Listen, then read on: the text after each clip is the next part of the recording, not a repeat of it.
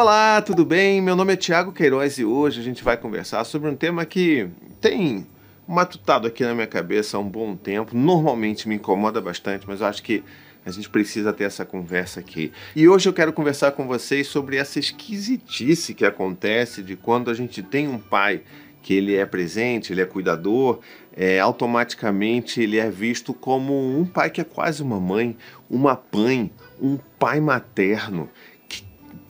Por que isso acontece, né? Vamos conversar sobre isso hoje. Mas antes eu queria pedir a sua ajuda para você se inscrever no meu canal. Pois é, se inscreve aqui, a gente já está com espaço novo, cenário novo. Posso abrir meus braços que eu não bato mais em parede, tem lugar para tudo agora. Estamos aqui, né, completamente dedicado a fazer novos conteúdos aqui no meu canal. Então conto com a sua ajuda para se inscrever no meu canal, para ativar o sininho, para ajudar a divulgar esse vídeo por aí, tá bom? Ainda mais nesse período do ano que a gente está conversando aqui, não é verdade?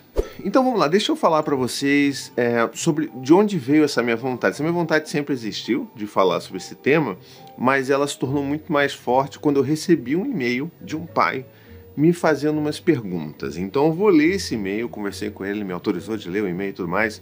Vou ler esse e-mail aqui e aí a gente vai discutir sobre isso, beleza? Então vamos lá. O e-mail dele começa assim: Oi Thiago, tudo bem? Venho acompanhando o seu trabalho há pouco tempo, mas já tem me ajudado muito. Hoje entrei no seu grupo de membros do seu projeto do Apoia-se e você já me deu um oi no grupo do WhatsApp, então posso dizer que nos conhecemos. Então é um apoiador. Então, né, a gente agradece muito por todo mundo que apoia e tá lá no apoia.se/rapazinho, fica a dica, vai lá, R$15 você já começa a trocar ideia com a gente lá. Mas vamos lá. Mas eu vou falar um pouco sobre a minha paternidade. Eu sou pai de um menino de quase 5 anos e de uma menina de quase 3 anos. Moro fora do Brasil e quando eu me tornei pai, também foi fora do Brasil e era num país que tinha uma cultura muito interessante, principalmente no que diz respeito à paternidade, bem diferente do que temos no Brasil, onde os papéis são divididos de forma bem igualitária e são valores que me identifiquei e tomei para mim. Isso acabou moldando um pouco da minha personalidade e minha forma de ver o mundo.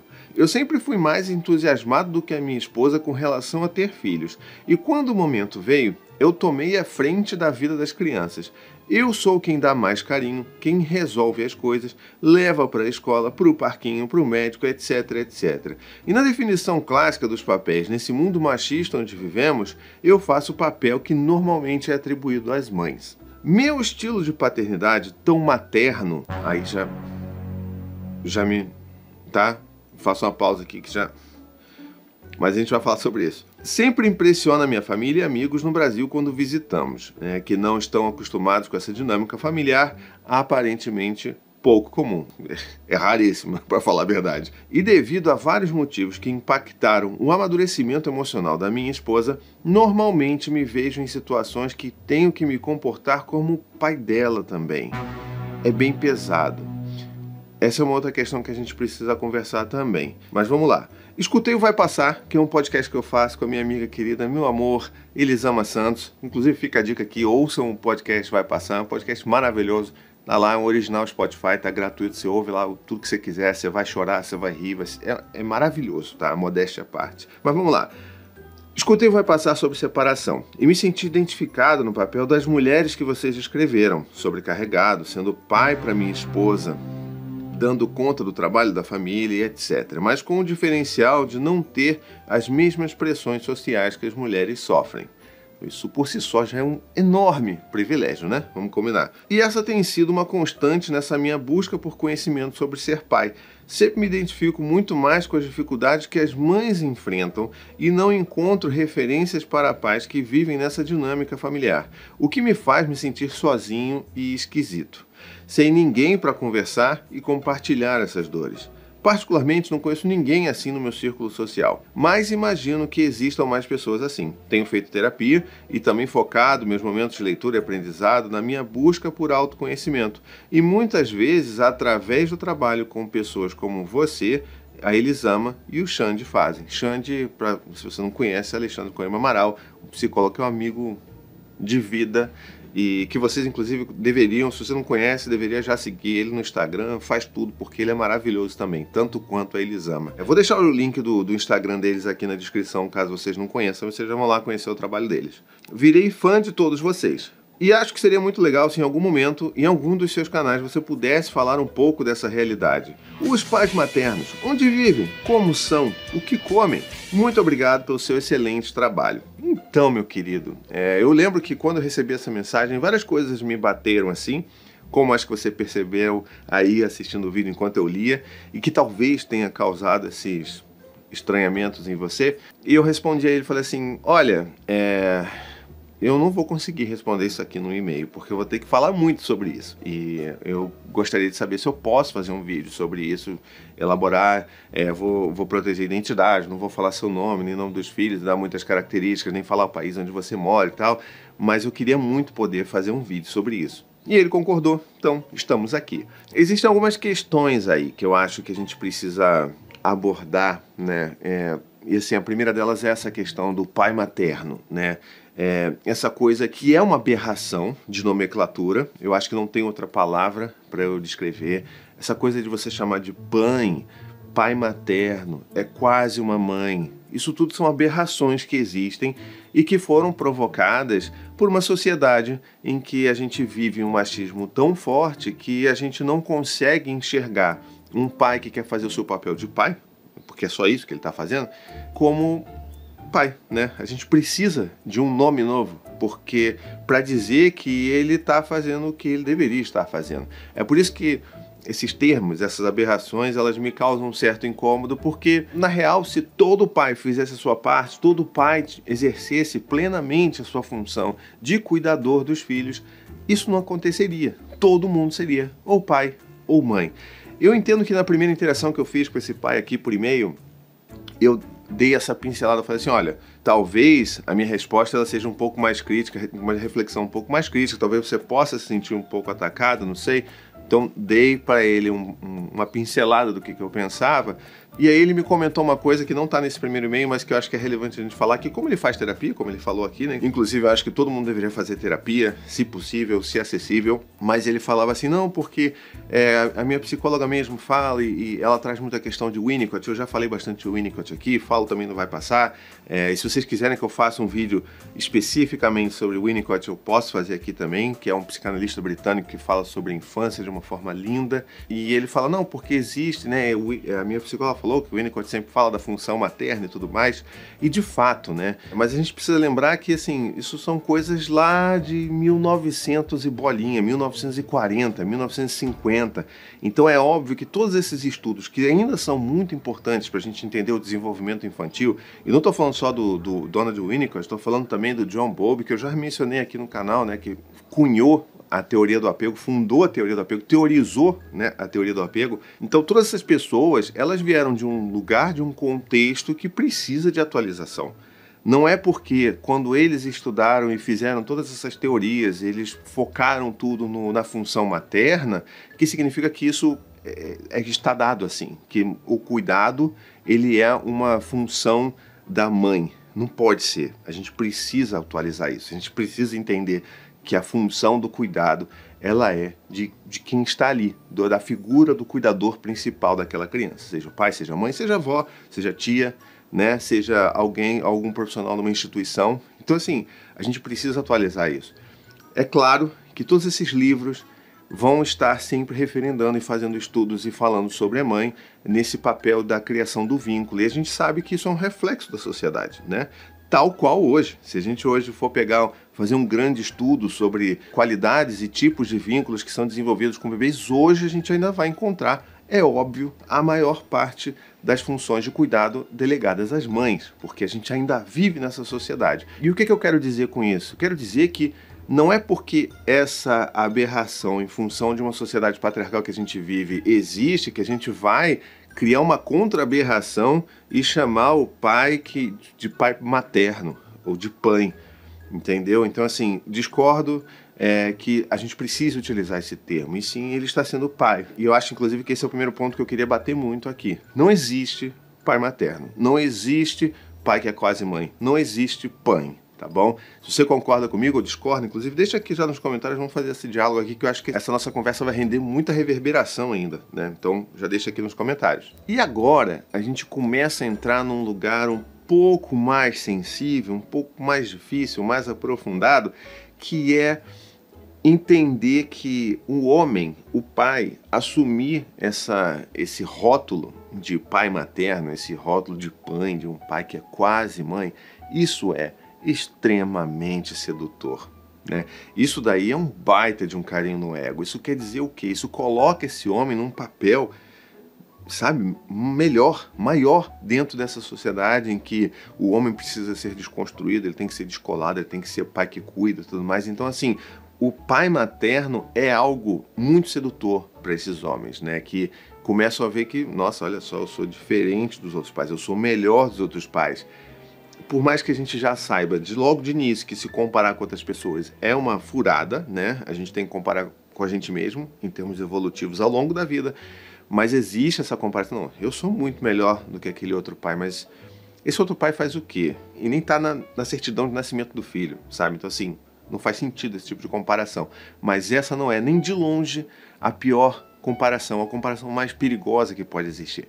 Pode existir uma comparação que não é, talvez nem seja o caso desse pai que mandou esse e-mail aqui, mas é por isso que eu queria trazer esse e-mail para a gente poder falar sobre tantas outras coisas que esse e-mail me provocou, mas a comparação mais perigosa que pode acontecer é a comparação dentro de casa.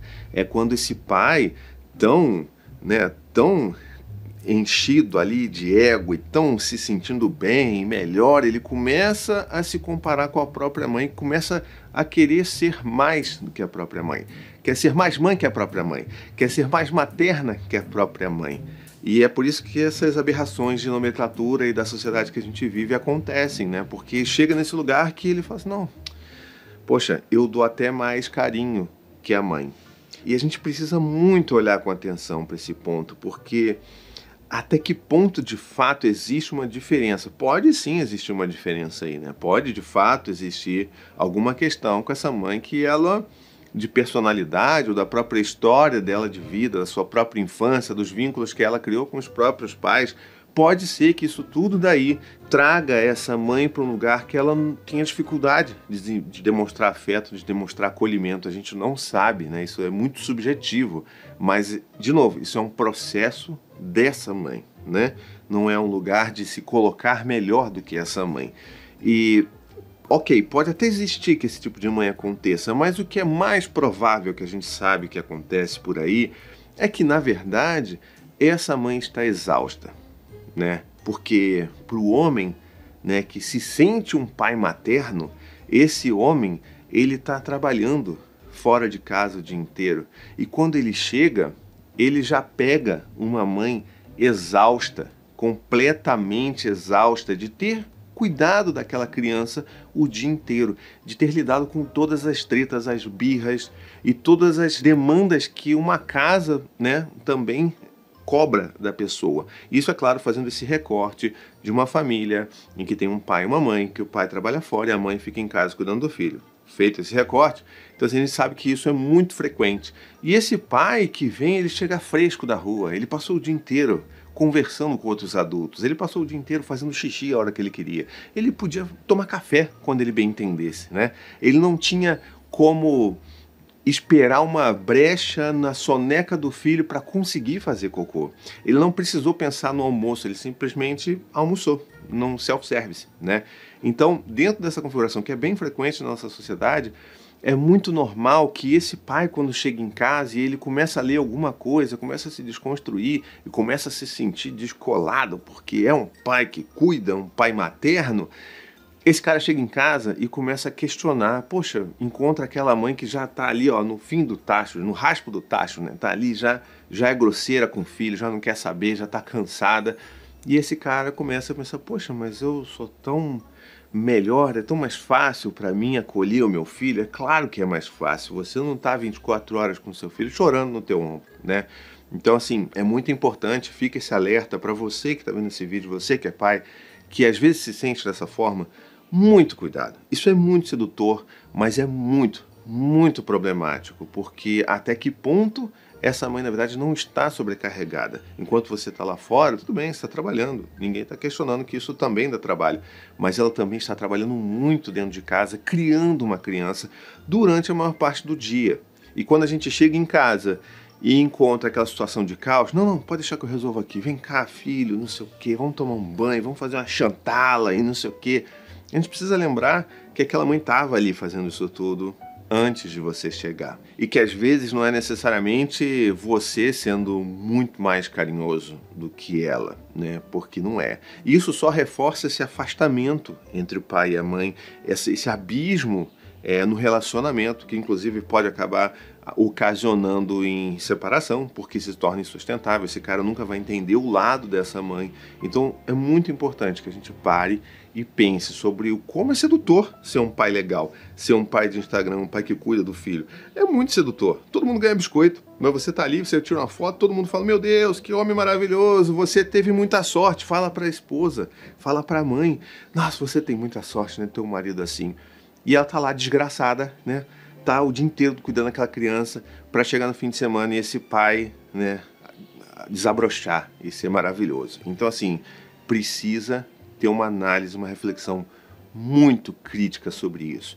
E além disso, é claro, especificamente sobre esse e-mail, para mim me toca um pouco, né, me deixa um pouco assim, essa coisa de você achar que você tem que cuidar, você tem que ser um pai para sua companheira. Não, você não tem que ser. Você não tem que ser nada disso, tá?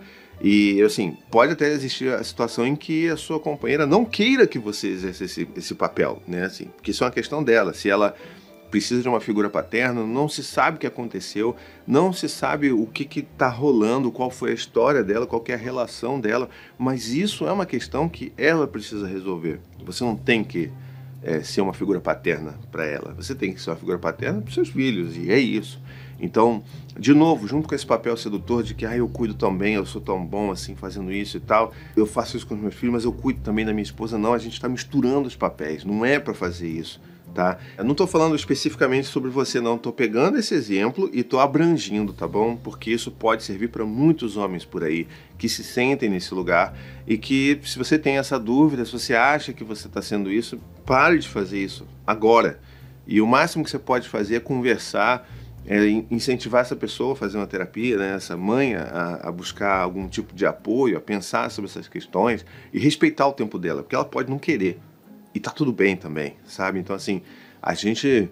Não existe essa do eu sou o homem salvador da pátria, eu vou resolver todos os problemas. Não, não é assim também não, minha gente. Porque a gente, o que mais tem é problema aqui. Então, o que você pode fazer de melhor para todo mundo que está na sua casa é continuar a sua terapia, é continuar refletindo sobre isso criticamente, continuar entendendo qual que é o seu papel e o que você pode fazer para você tornar cada vez mais as coisas mais equilibradas em termos de funções da casa e cuidados do lar, e não apenas das crianças, né? E isso é uma coisa, inclusive, que eu sempre falo nas palestras que eu dou, em como que esse processo da desconstrução do homem, ela sempre passa pelas esferas do cuidado, que eu sempre, né, eu costumo falar das esferas do cuidado, são 4 esferas. A primeira que a gente consegue entrar, porque é mais fácil, é essa esfera do cuidado com as crianças.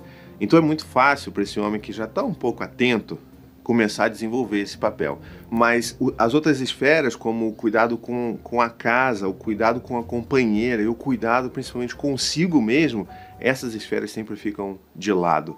Então, vamos conversar sobre isso, vamos pensar. Se você quer que eu fale um pouco mais sobre essas esferas do cuidado, me fala. É um tema que eu sempre trago nas minhas palestras, mas eu posso falar aqui tranquilamente para vocês e que faz parte desse processo de desconstrução. De novo, não estou dizendo que é o caso desse pai específico que me mandou esse e-mail, mas como tinha tanto material importante para a gente abordar aqui num vídeo, eu achei que seria interessante a gente aproveitar e falar sobre todas essas coisas ao mesmo tempo. Aproveitar que a gente está perto do Dia dos Pais e que é sempre uma época que tem muito pai materno aí por aí, né? E aí, tipo, vamos dar prêmio, vamos dar cueca para esses pais. Não, calma, vamos dar reflexão também, porque esses pais maternos, pães e, né, todas essas coisas que inventam de nome para um pai que é pai, é só pai, né? Então, assim, vamos lembrar que esses pais, que são pais maternos, que são pães, que são tudo, na verdade, são só pais fazendo o que eles deveriam estar fazendo desde o início dos tempos. Tá bom? Se você gostou desse vídeo, não esquece de deixar um comentário aqui.